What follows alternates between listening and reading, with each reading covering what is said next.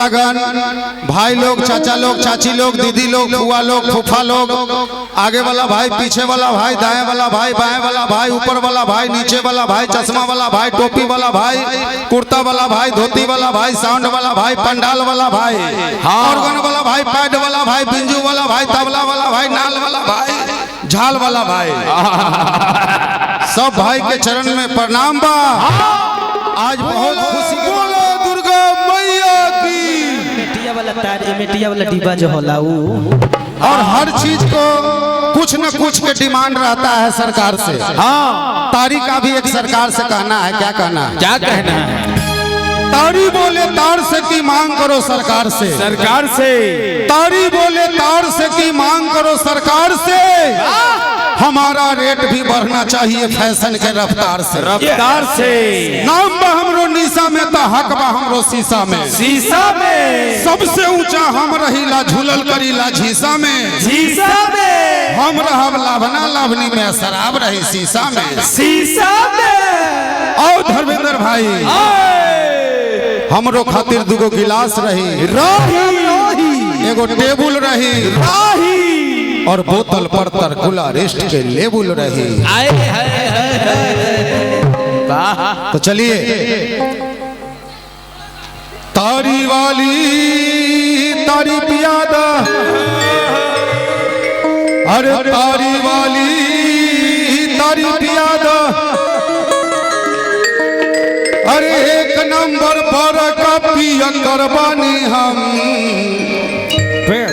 अरे एक नंबर पर का पिया करबानी हम। अतार वाला तारी द खजूर वाला कंद, तारी वाली तारी पियादा हो, तारी वाली तारी पियादा हो। एक नंबर पर का पिया करबानी हम, एक नंबर पर का पिया करबानी हम। अतार वाला तारी द खजूर वाला कंद, तारी वाली तारी पियादा हो, तारी वाली तारी पियादा।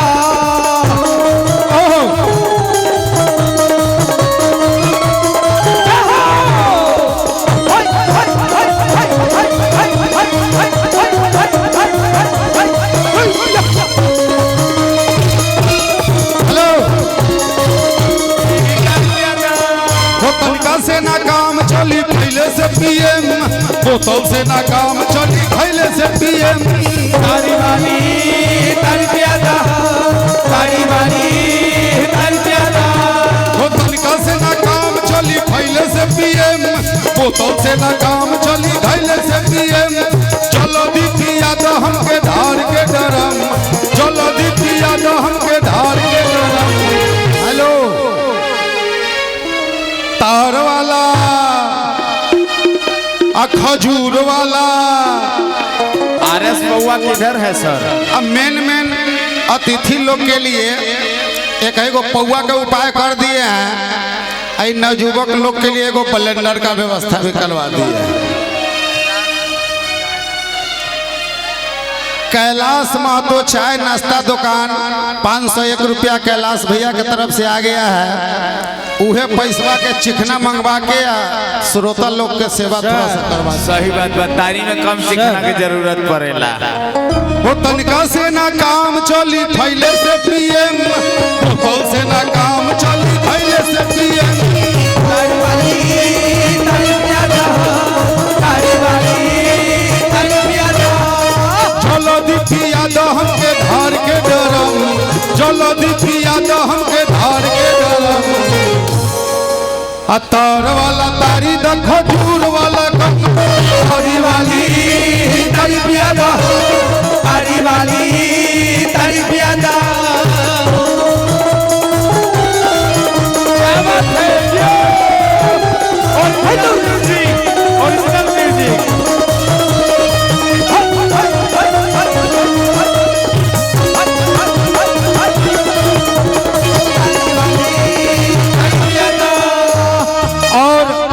अभी जो लाइन गाने जा रहे गाना को, खैर गाना गाया हुआ 22 साल हो गया।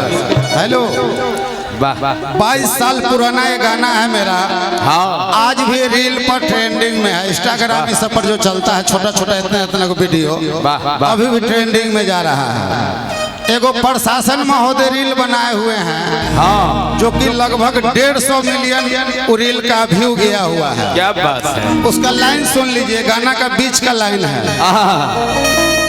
हो कैसन बानी यूपी बिहार जानेला, पुलिस दरोगा जमादार जानेला।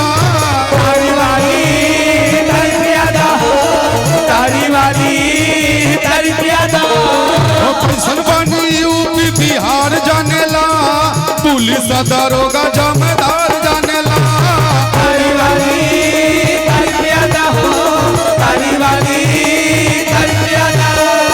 लात जूता खाए के न तन को बावे गो, लात जूता खाए के न तन को बावे गो।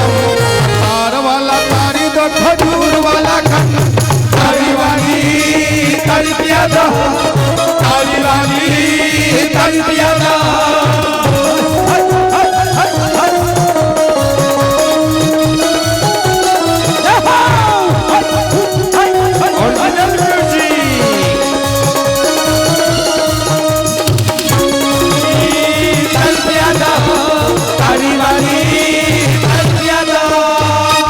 और देखिए ये तो खुशी का माहौल है। हाँ मेला ठेला में खुशी रहता है। देखिए लड़का सब हंस रहा है, कल ही खुशी थी आज भी खुशी है। वाह और लड़का से के छोड़ दीजिए, सियानो लोग हंस रहे हैं। कई लड़का आंख मार रहा था इनको देख के। हाँ आंख मार रहा।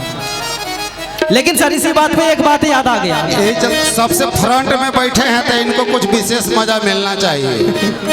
हेलो सकल जी हाँ। मैं प्रशासन महोदय से चाहूंगा कि एक बार आप लोग ग्रीन रूम में जाइए। आदेश आया है कमेटी की तरफ से ग्रीन रूम में तमाम जो हमारे संगीत प्रेमी अंदर पहुंचे हुए हैं, तो मैं चाहूंगा कि प्रशासन महोदय से कि आप ग्रीन रूम तक आए और जितने भी ग्रीन रूम में हमारे बाइली लोग हैं उन लोग को ऑडियंस के भीड़ में लाएं, ग्रीन रूम में चले जाए। कमेटी की तरफ से आदेश आया ग्रीन रूम को खाली करवाएं। देखिए जब आर्यन बाबू गा रहे थे तो ग्रीन रूम में हम बैठे हुए थे, तो उसमें लगभग 500 आदमी फोटो खिंचा के निकल गए हैं। तो फोटो खिंचाने वाले के भीड़ होगा तो थोड़ा सा माहौल बना के और जिनका मन है उनको खिंचाने दीजिए। सर बच्चे जो आंख मार रहे हैं उनके लिए कहना चाहेंगे कि देखने में बच्चा है मगर वो हमरो चच्चा है। अच्छा कि देखने में बच्चा है मगर वो हमरो चच्चा है, मजा ले में है वो